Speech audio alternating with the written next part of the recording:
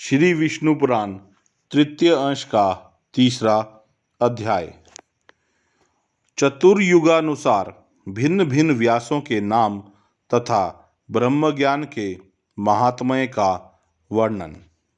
श्री मैत्रेय जी बोले, हे भगवान, आपके कथन से मैं यह जान गया कि किस प्रकार यह संपूर्ण जगत विष्णु रूप है, विष्णु में ही स्थित है, विष्णु से ही उत्पन्न हुआ है तथा विष्णु से अतिरिक्त और कुछ भी नहीं है।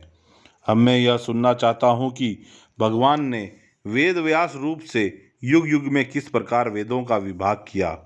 हे महामुने, हे भगवान, जिस जिस युग में जो जो वेद व्यास हुए उनका तथा वेदों के संपूर्ण शाखा भेदों का आप मुझसे वर्णन कीजिए। श्री पराशर जी बोले, हे मैत्रेय, वेद रूप वृक्ष के सहस्त्रों शाखा भेद हैं, उनका विस्तार से वर्णन करने में तो कोई भी समर्थ नहीं है, अतः संक्षेप से सुनो।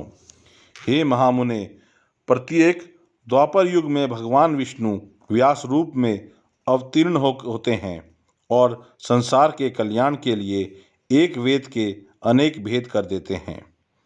मनुष्यों के बल, वीर्य और तेज को अल्प जानकर वे समस्त प्राणियों के हित के लिए वेदों का विभाग करते हैं। जिस शरीर के द्वारा वे प्रभु एक वेद के अनेक विभाग करते हैं, भगवान मधुसूदन की उस मूर्ति का नाम वेद व्यास है। हे मुने, जिस जिस मनमंत्र में जो जो व्यास होते हैं और वे जिस जिस प्रकार शाखाओं का विभाग करते हैं, वह मुझसे सुनो। इस वैवस्वत मनमंत्र के प्रत्येक द्वापर युग में व्यास महर्षियों ने अब तक पुनः पुनः 28 बार वेदों के विभाग किए हैं। हे साधु श्रेष्ठ, जिन्होंने पुनः पुनः द्वापर युग में वेदों के 4 विभाग किए हैं, उन 28 व्यासों का विवरण सुनो।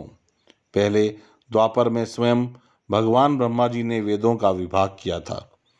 दूसरे द्वापर के वेद व्यास प्रजापति हुए।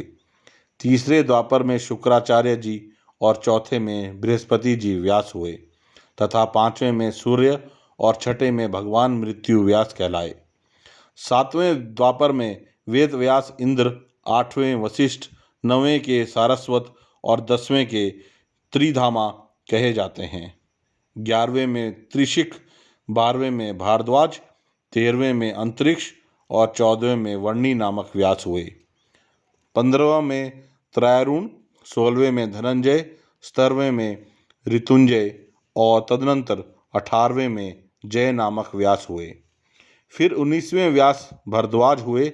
भरद्वाज के पीछे गौतम हुए और गौतम के पीछे जो व्यास हुए वे हर्यात्मा कहे जाते हैं। हर्यात्मा के अनंतर वाजश्रवा मुनि व्यास हुए तथा उनके पश्चात सोम सुषमवंशी त्रिशणबिंदु 23वें वेद व्यास कहलाए।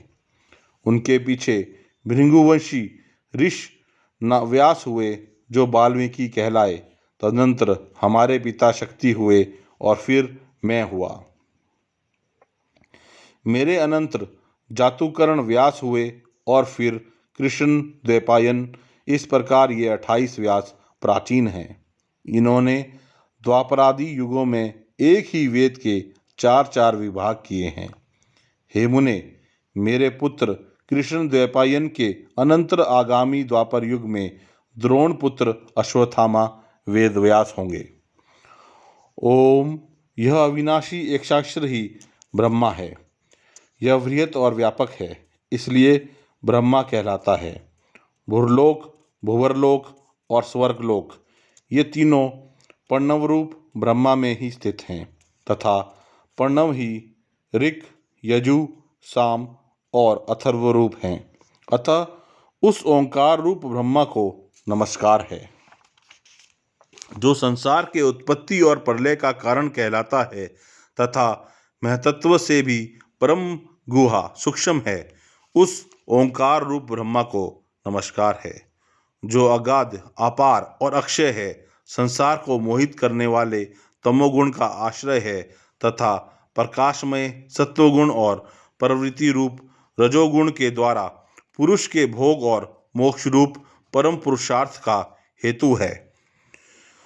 जो सांख्य ज्ञानियों की परम निष्ठा है, शाम दमशालियों का गंतव्य स्थान है, जो अव्यक्त और अविनाशी है तथा जो सक्रिय ब्रह्मा होकर भी सदा रहने वाला है, जो स्वयंभू प्रधान और अंतर्यामी कहलाता है तथा जो अविभाग, दीप्तिमान, अक्षय और अनेक रूप हैं, और जो परमात्म स्वरूप भगवान वासुदेव का ही रूप है, उस ओंकार रूप पर ब्रह्मा को सर्वदा बारंबार नमस्कार है।